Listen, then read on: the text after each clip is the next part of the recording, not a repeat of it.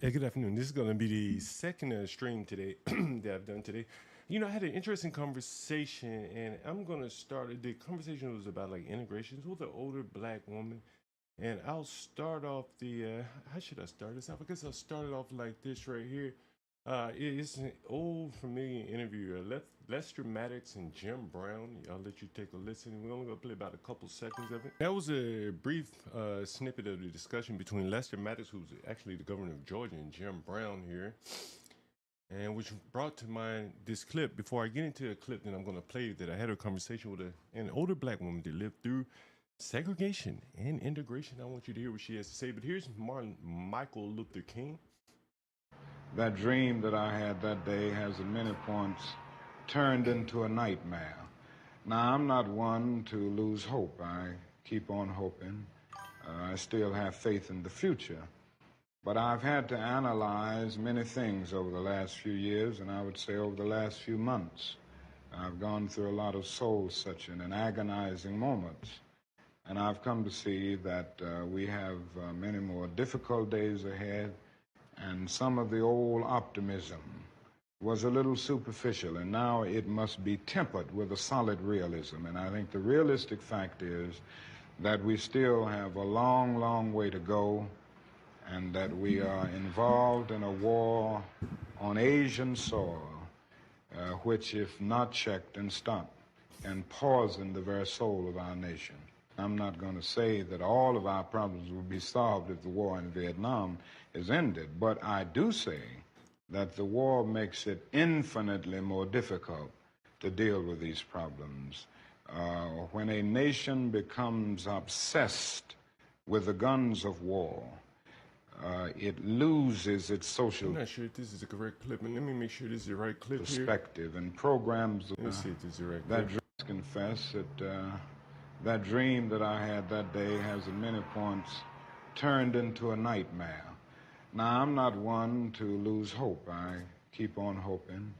I still have faith in the future. But I've had to analyze many things over the last few years, and I would say over the last few months. I've gone through a lot of soul-searching and agonizing moments. And I've come to see that we have many more difficult days ahead, and some of the old optimism was a little superficial, and now it must be tempered with a solid realism. And I think the realistic fact is that we still have a long, long way to go, and that we are involved in a war on Asian soil, which, if not checked and stopped, can poison the very soul of our nation. I'm not going to say that all of our problems will be solved if the war in Vietnam is ended, but I do say that the war makes it infinitely more difficult to deal with these problems. When a nation becomes obsessed with the guns of war, it loses its social perspective, and programs of social uplift suffer. This is just a fact of history, so that we do face many more difficulties as a result of the war. There was one clip I thought here where he was saying he had integrated into a burning house. Maybe it's updated. Let me see if I can find that clip again. If not, I'll have to. Sheesh. Let me hear. It may be right here again. I want to play this clip before I play this next clip here, but I wanted to hear from Michael Luther King's own mouth first, and let's see if we get him said. I thought this was it. I see the subtitle has it there. Confess that that dream that I had that day has integrated into a burning house. Let's see if we can get King saying that. And before we go farther here, integrating into a burning. Here is a quote here, and I just want to get King saying it here. This must be it right here. Is it? Look at the same video. Is this it? Let's see if this is it. I don't know if this is it. This may be the same video. Either way it goes, that was a quote from Martin Luther King right there.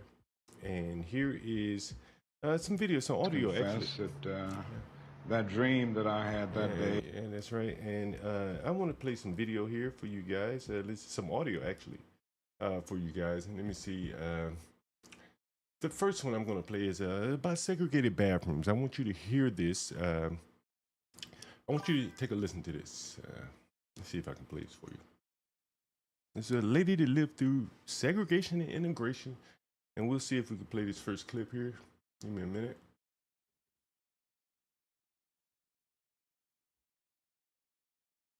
Let's see. Hopefully. uh Oh, break shit. room. We had two bathrooms. They wasn't labeled men or women or black or white, but it was so few blacks.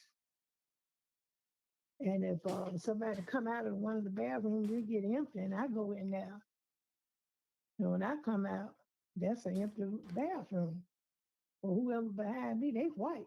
They wasn't going in there. They just wait till whoever in the other can come out. They wasn't, But what if a black and that person was came out of that one? what it wasn't enough for us to. Oh. We'd have it. Yeah, Mm-hmm. they wasn't going in there.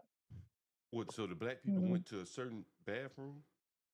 So you go to Any bathroom? whatever bathroom.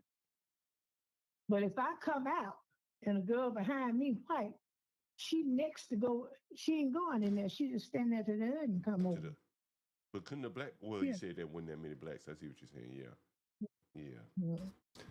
And that was a story of segregated bathrooms in the South. And here is a story, another snippet. And we're gonna have more snippets here. You heard King talking about the Vietnam War. We're gonna have some snippets of that. Just this discussion again with the older lady. She's lived through integration and segregation, so she's giving her perspective on both. And here's the next clip. Let me pull that up for you. Here's the next clip coming up here.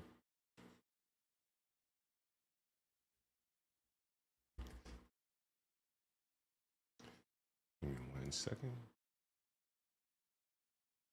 I don't know why it takes so long to load here. 1 second. All right. I mean, it's interesting. Yeah. You lived in pre-segregation and post-segregation. Which do you think Yeah. was better? Before it was integrated, I liked it just like it was down on 17th Street, just like it was. hmm And when all And that was a clip there of a woman who's lived through post and pre-integration.